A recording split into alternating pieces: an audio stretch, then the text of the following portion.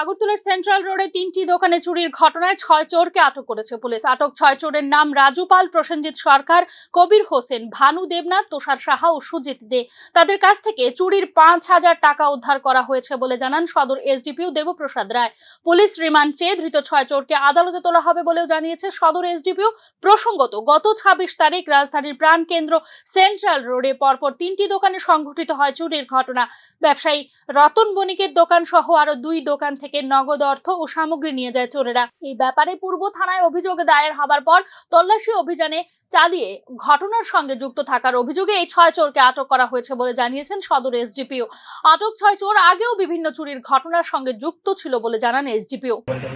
রাজু পাল, প্রসেনজিৎ সরকার, ভৌমিক এবং আমির হোসেন, ভানু দেবনাথ, তুষার সাহা এবং সুজিত দেব, এরা আগেও চুরি কেসে জড়িত ছিল। ওদেরকে আমরা অ্যারেস্ট করি। অ্যারেস্ট করার পর ওদের কাছ থেকে ক্যাশ 5,000 টাকা উদ্ধার হয় এবং ওই চুরির ঘটনায় রতন মণিকের ঘর থেকে 30,000 টাকা ক্যাশ চুরি হয়েছিল।